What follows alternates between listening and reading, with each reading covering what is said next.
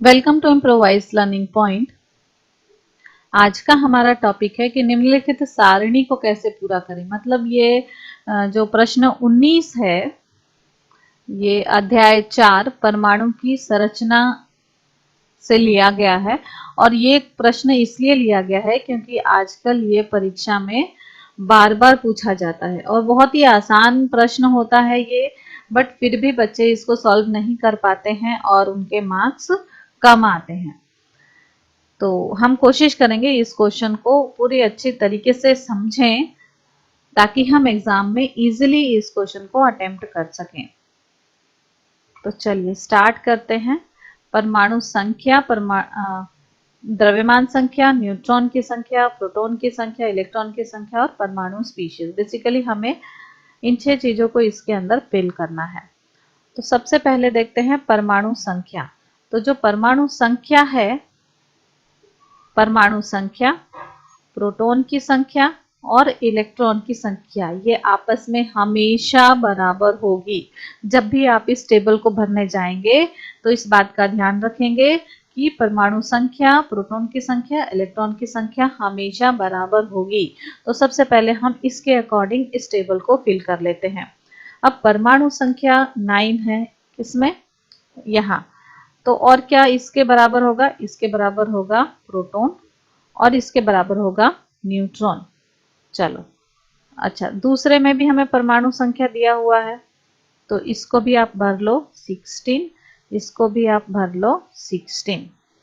अच्छा, तीसरे में परमाणु संख्या हमें नहीं दिया, तो क्या प्रोटॉन या इलेक्ट्रॉन में से कुछ दे रखा है? हाँ, यहाँ पे हमें प्रोटॉन दे रखा है। अगर प्रोटॉन है 12 यहाँ पे, तो जाहिर सी बात है कि परमाणु संख्या भी हो जाएगी हमारी 12 और इलेक्ट्रॉन की संख्या भी हो जाएगी 12।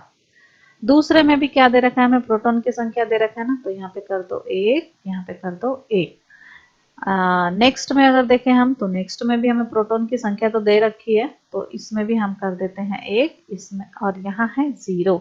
ये क्या है? ये मैं आपको बाद में समझाऊंगी कि यहाँ 0 क्यों है। तो अब ये हमने फिल कर लिया। अब हमें फिल करना है द्रव्यमान संख्या। तो द्रव्यमान संख्या के लिए हमारे पास 2 तरीके हैं। या तो हम परमाणु संख्या और न्यूट्रॉन को जोड़ दें, तो 9 और 10 19 आ जाए। या तो दूसरा तरीका है कि न्यूट्रॉन और प्रोटॉन को जोड़ दें तो 19 आ जाए। या तो परमाणु संख्या या न्यूट्रॉन को जोड़ दें तो द्रव्यमान संख्या मिल जाएगी हमें, या तो न्यूट्रॉन और प्रोटॉन को जोड़ देंगे। तो 10 और 9 19, 10 और 9 वेट 10 और 9 19 हो जाएगा, या तो 9 और 10 19 हो जाएगा। अब सारे द्रव्यमान संख्या भी हैं हमारे पास। चलते हैं, अब देखते हैं न्यूट्रॉन की संख्या कैसे निकालते हैं। तो न्यूट्रॉन की संख्या को निकालने के लिए हमें क्या करना है? द्रव्यमान संख्या माइनस परमाणु संख्या। तो 32 में से 16 जाएगा तो 16, ठीक है। 24 में से 12 जाएगा तो 12। द्रव्यमान संख्या माइनस परमाणु संख्या, 2 में से 1 जाएगा तो 1। तो द्रव्यमान संख्या भी फिल हो गया। अब हम लिखते हैं परमाणु स्पीशीज। तो परमाणु स्पीशीज को लिखने के लिए सबसे आसान तरीका है, आप परमाणु संख्या याद कर लें।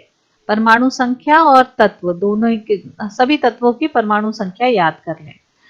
तो यहाँ पे लिखा है 9, और 9 परमाणु संख्या होती है किसकी? फ्लोरीन की। उसके बाद है 12, 12 परमाणु संख्या होती है मैग्नीशियम की। उसके बाद है 1, 1 परमाणु संख्या होती है हाइड्रोजन की, और 1 परमाणु संख्या फिर से लिखी हुई है, तो इसका मतलब ये भी हाइड्रोजन है। तो आखिर दोनों में डिफरेंस क्या है?